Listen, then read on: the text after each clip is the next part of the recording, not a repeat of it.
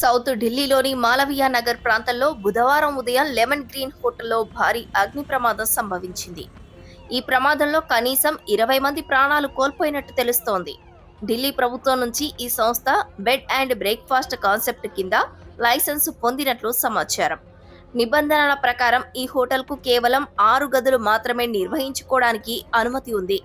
అయితే యాజమాన్యం నిబంధనలను ఉల్లంఘించి బేస్మెంట్తో కలిపి మొత్తం 25 గదులను నడుపుతున్నట్లు తెలుస్తోంది.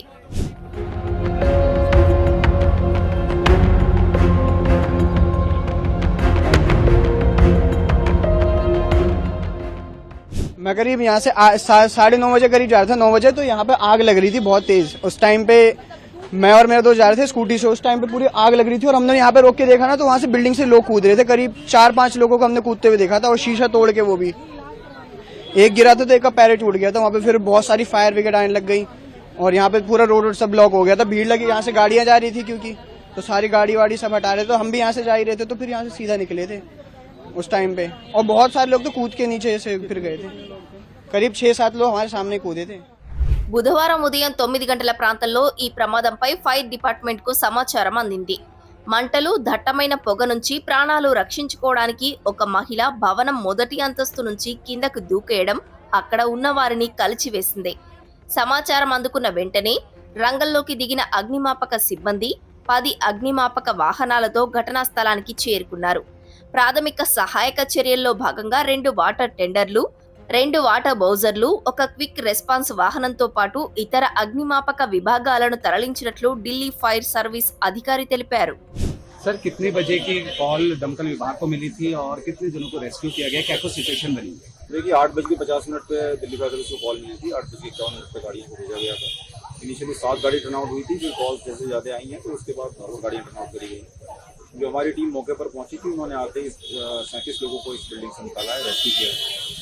और अभी उनका स्टेटस मेरे पास नहीं है, हम पता कर रहे हैं हॉस्पिटल से भी उनका क्या स्टेटस है। सर कितनी फायर टेंडर्स इसमें ऑपरेशन में इंक्लूड रही और क्या कुछ सिचुएशन अभी बनी है, क्या अभी भी लोग फंसे हुए हैं?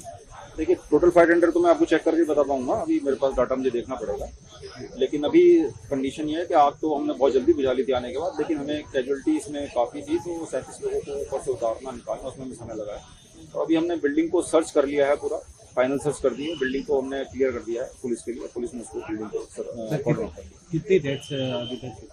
डेथ्स के लिए मैंने आपको भी बताया, कंपनी जो हमारी टीम्स हॉस्पिटल्स में भेजी हुई है उनसे हम पता कर रहे हैं कितने कैजुअलिटी डेथ में कन्वर्ट हुई है और कितनी कैजुअलिटी इंजर्ड। सर क्या पूरी बिल्डिंग में आग फैल गई थी, क्या कुछ काम हो रहा था, कमर्शियल थी, रेजिडेंशियल थी? देखिए ये बिल्डिंग जो है basement ground plus 5 upper floor है, और ऐसा लगता है, ये पता लगा है लोगों से, यहाँ जो पता लगा है वो ये पता लगा है कि मैक्स हॉस्पिटल सामने ही है। तो यहाँ पर अधिकतर वो लोग रह रहे थे जो जिनके पेशेंट्स सामने हॉस्पिटल में एडमिट हैं। तो ये पेइंग गेस्ट कई तरह से रह रहे होंगे या किस तरह से रह रहे थे, ये अभी मेरा डाटा नहीं है, मैं कुछ इस बारे में जानकारी नहीं है। सर फॉरनर्स भी रह रहे थे? हाँ फॉरनर्स भी थे, कुछ फॉरनर्स भी हैं। जो हमने जो ऑफिसर यहाँ शुरू में पहुंचे थे उनसे पूछा तो उन्होंने बताया कि फॉरनर्स थे। स्टॉपेज आगे स्टॉप तो बहुत पहले आ गया था, अभी बिल्डिंग भी हमने क्लियर कर दी है। बिल्डिंग पुलिस ने कॉर्डन ऑफ भी कर दिया था। భవనంలోని బేస్మెంట్ లో చిక్కుకుపోయిన ముగ్గురిని అగ్నిమాపక సిబ్బంది సురక్షితంగా రక్షించి చికిత్స నిమిత్తం ఆసుపత్రికి తరలించారు. ప్రస్తుతం వారి ఆరోగ్య పరిస్థితి ఎలా ఉందనేది తెలియాల్సి ఉంది. ప్రమాదానికి గల ఖచ్చితమైన కారణాలు ఇంకా తెలియరాలేదు. ప్రమాదం జరిగిన తర్వాత భవనం ముందు భాగం పూర్తిగా కాలిపోయి బొగ్గులా మారిన దృశ్యాలు అక్కడ పరిస్థితి తీవ్రతను తెలియజేస్తున్నాయి. అయితే మృతుల్లో విదేశీయులు కూడా ఉన్నట్టు చెబుతున్నారు.